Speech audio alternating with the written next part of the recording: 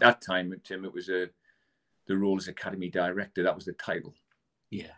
So the last day of term that year, 1998, I left teaching and joined Middlesbrough.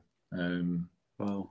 And I suppose what's the saying is that the rest is history, I suppose. Yeah. So I had 20 wonderful years at Middlesbrough. Not all plain sailing.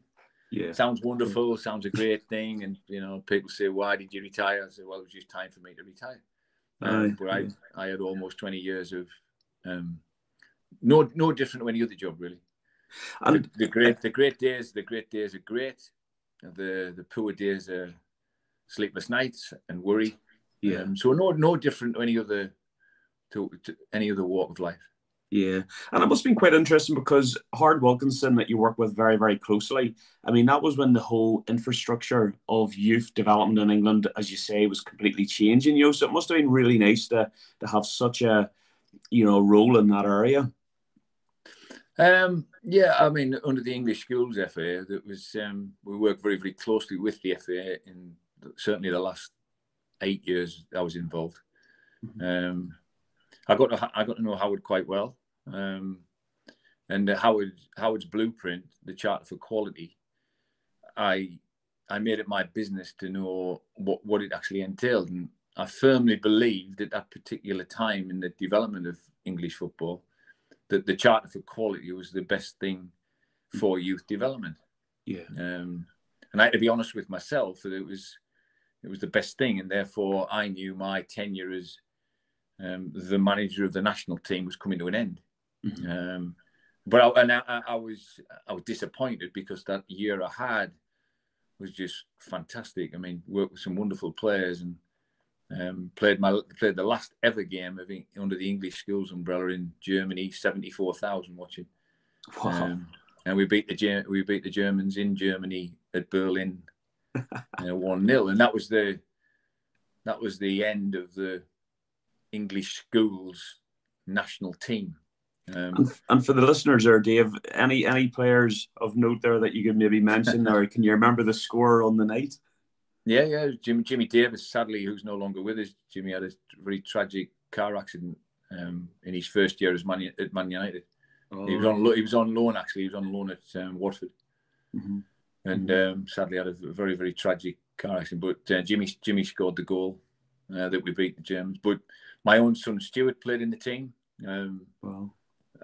Which was quite an honour for him. And he was at the national school. And was he a fullback, if I remember rightly? He was a Boro as well? He played right back. Yeah. But when he was in his early days, he started life as a striker, and then in his early years at the national school, under Keith Blunt and Craig Simmons, he played as a midfield player, and that's when he played for England. He played for England at under 15, 16, 17, 18, all the way through to 21s. Wow. He moved to centre-back. He played in the European Championships at under 19 for Martin Hunter. Mm-hmm. Played in the under 21s with Steve Wigley, sorry, with England. So he had a nice career, Stuart. Yeah. Peter Clark went on. Jermaine Defoe, Jay Bothroyd, they were all in that group. Amazing. I mean, such a great group of players. Yeah, very much so. Yeah. And if I've got my timeline right here, when you moved to Middlesbrough in 1998, that was at the time when the little Brazilian Eugenio and Ravanelli and Emerson all joined. Have I remembered that was correctly? Just probably just slightly before me, but I was there and I got to know Eugenio quite well and his father. Eugenio came for a second spell. Mm-hmm. Just a wonderful, wonderful man and a wonderful talent. And it's nice to see that he's gone back into the national group with the Brazilian group just recently, and he's gone in as some player welfare and player engagement role. Mm-hmm. Yeah. That's it. And I suppose having players like that playing for your first team, it inspires the young lads coming to the academy, looking up to these players and sort of seeing them on a regular basis. Yeah, you're always looking for role models for them to aspire to, and it's interesting that the most recent one just last week, Ronaldo joining Manchester United, and listening to the experts, the Gary Nevilles and the people who've been involved with Man United before, they've said that, you know, just like Eric Cantona did, apparently Cantona changed the whole culture in terms of preparation, mentality, etc. And they think that Ronaldo will do the same. At Man United. So young players at Manchester United looking to come through have some great models, and none better than Ronaldo. Yeah, it's amazing, you know. And I mean, I'm a massive Manchester United fan. Anybody that listens to this podcast on a weekly basis is going, "Oh no, Tim, always dropping that in that you're a United supporter." It was great to see, and it's amazing, as you say, how well he inspire young players, and even you know, his teammates around him as well. Just lift them. But I'm really intrigued now to hear about your journey. You know, first arriving then as the academy director in 1998, and how the whole structure was changing. You know, so what was the main remits of your job when you first arrived at the club that you had to, you know, put in place? Well, in 1998, Tim, the role was brand new. So right across football, there was 38 applications to become academies. 38 applications were accepted by the Football Association, and I was very, very lucky that Middlesbrough took me and offered me the job. They'd put all the foundations into place. They'd built a magnificent stadium, and Rockcliffe Park, the training ground, was the first of its kind, along with Liverpool's at Kirby. So when I started, the training ground wasn't quite ready. There was a couple of months we had to spend not having access to Rockcliffe. And for the first, I would say, 2 years, that we used leisure centres and sports halls, schools to complete our training with the younger ones. And then October of that year, 1998, end of October that year, we moved in. The first team moved into Rockcliffe. 18s, 23 reserves moved into Rockcliffe. And the job was basically 2 empty filing cabinets, an FA Premier League rule book, which determined the structure, and a little office in the stadium, which was about 6 foot square, and a landline, and off we all went. And so I'll be very, very honest, that the first 18 months was very difficult. The world of football is it's very competitive. It's very egocentric, and to deal with all that, it was a difficult challenge for me. But with the help of many people, we came through that, and we put a structure in place that met the Premier League's requirements, or the FA's requirements, along with the Premier League. And then, it's interesting. It's interesting you say it. Was, you know, although you're surrounded by so many people, you know, coaches, players, the parents, and whatever else, it can be such a lonely experience as a coach. Because sometimes you do feel alienated, and it can be a real hard thing mentally. And I think my early days, I had some great, like Wendy Thomas, who was the head of operations. Mark Proctor was a great ally. Stephen Pears, Peter Hood, people like that. They were great support, and supported what we'd put into place. What we did, it didn't suit all. So you're immediately faced with challenges that you could do without, but knew you had to face. But like I said right at the start, Tim, it's no different to any other walk of life. And those challenges are every day, and you know, to get carried away and get not too many highs. You don't get carried away with your high points, and keep a level head with anything, but don't get too low about with your low points. And there was many of both. There was many high points, but at the same time there were many low points throughout the whole journey. So anyway, we got a structure together, And then I think you just work it on every day and believe in your principles, believe in your core values, and try to create our mission statement was to create an environment where talent can flourish. Yeah. So the parents felt comfortable, the boys felt comfortable, staff felt valued. Not in a remuneration point of view, but just felt valued for the job that they were doing. Yeah. And while all that's going on, you're seeking credibility as an organisation within the club. And if you can gain that credibility, the credibility gives you confidence. And the confidence gives you that ability to put something in place that has longevity and belief. So all of those things took time over a long period of the time I was there. Yeah, yeah. And up in the northeast, obviously, your next door neighbours that you've mentioned already about speaking to, Newcastle and Sunderland, as the other two big clubs in the area. So did you find that there's a lot? What was the relationship like? Obviously, it's competition because it's your rivals in a way. Was there many? One of the things I did was, which I was very proud of, was that I actually spoke to Dave Richardson, who was the head of youth for the Premier League at the time. And then I asked if he wouldn't mind coming as a mediator to the northeast. And Alan Irvine was Newcastle Academy manager, and Sunderland had appointed Ian Brantford, ex-Southampton manager. So Dave came up as the chair of the meeting, and my big thing was that because we were, in the words of the Premier League, we were geographically disadvantaged. Yeah, with the North Sea on one side, population density. So recruitment was key. Yeah, in making sure you got the right players in at a very, very young age. So it was important that we didn't live in a totally hostile recruitment environment. Yeah. So my words to both Alan and Ian was that we have a gentleman's agreement that anyone not signed with an academy is open for recruitment and registration.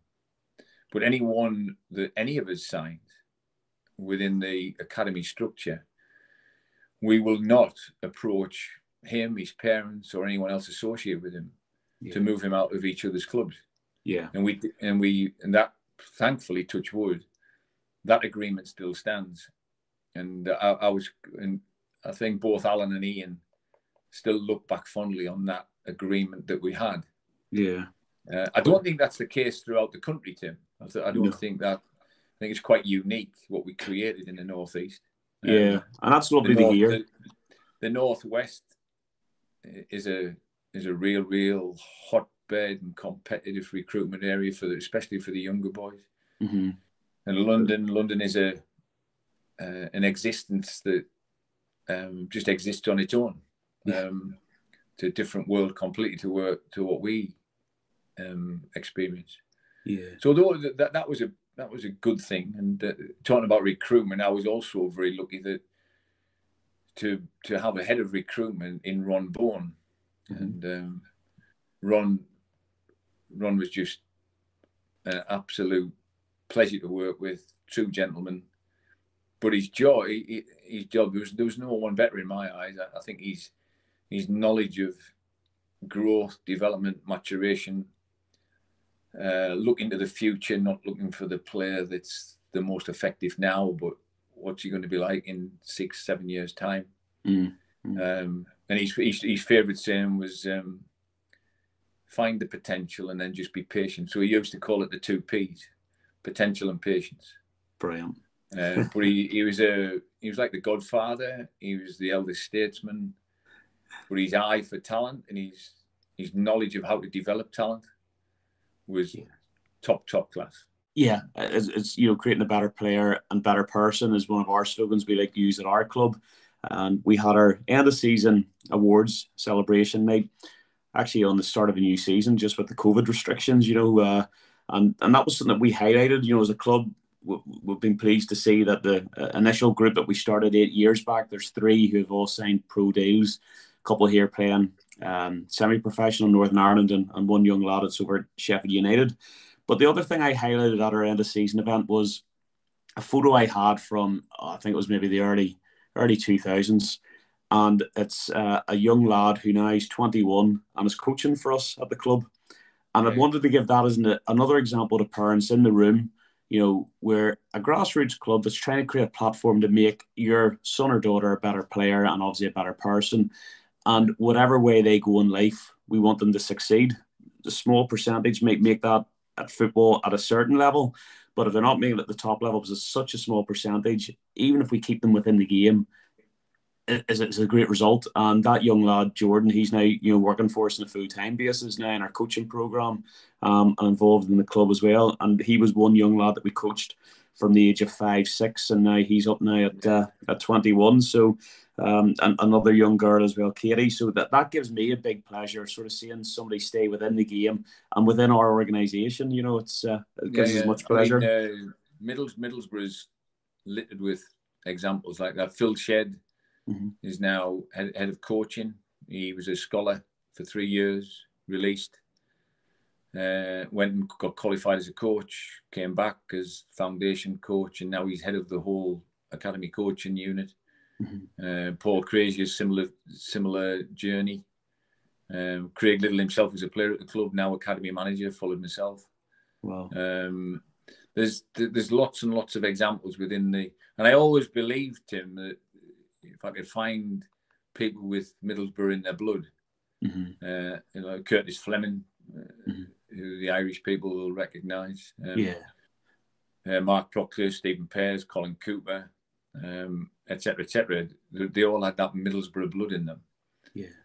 So we put a lot of emphasis on Teesside and the surrounding areas and people associated with those areas. Yeah, fantastic. But when you were sitting down as academy director and looking at staff, and what was it that you looked for in a coach? What were the attributes and qualities that you look for? Good people. Being an academy manager in the early days was a lot easier in the recruitment aspect because human resources weren't so prominent. As time went on and employment law changed and became high on the agenda, there was procedures, and rightly so, put into place. But in the early stage, I was able to identify myself and bring people in. Did I get them all right? I didn't. But yeah, good people is the top of it. Would be top of that. And I think then you knowledge, experience, being able to relate to children, good teachers of the game, good knowledge of the game. But and I when I do some mentoring these days with other coaches, I always talk about communication. Yeah. And you've got to be good communicators. Like I said, can they make kids smile?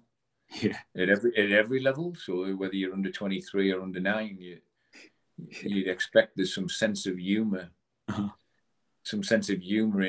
in what we do.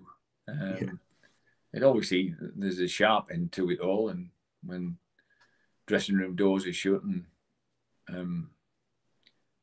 it's private and confidential, and it's tough and it's hard and demanding. But at the same time, there's got to be that time for smiling. Mark Proctor was just a master of communication in terms of emotional and social support for the boys. Put him in front of a computer, I don't think he'd know how to switch it on. But give him a group of boys to relate to and find out how they tick. Give him the technical, the work he did technically, was just fantastic.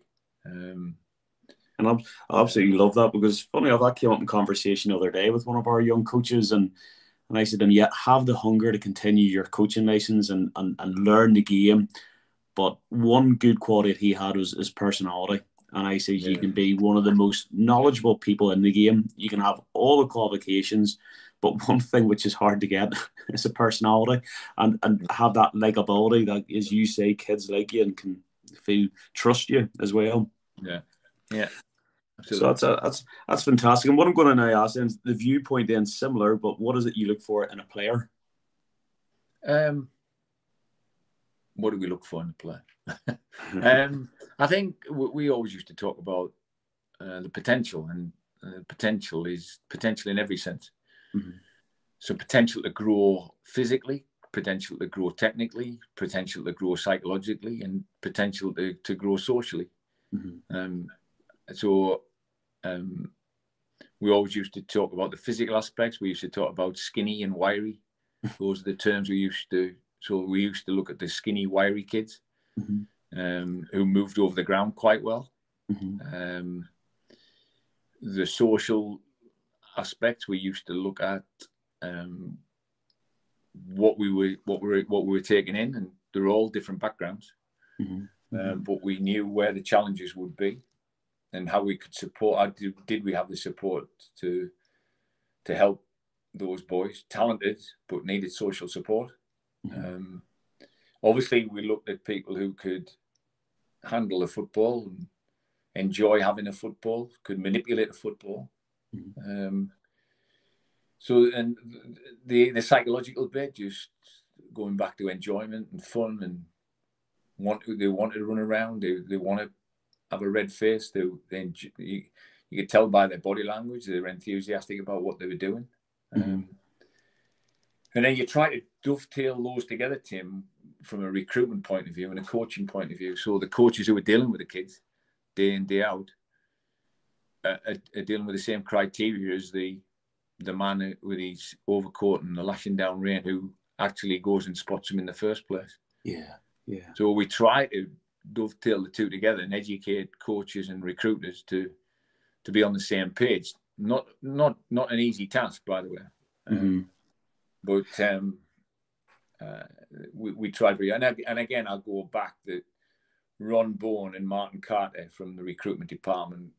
I was so lucky to have them alongside me, to keep everything, as I say, from the same page, all tied up, all lined up, all in sync. Did it always work perfectly? It sounds great when I'm talking, but it was never perfect. Mm-hmm. There was always challenges. There was always mistakes, and it's how you deal with them. And but we had many successes as well to go along with that.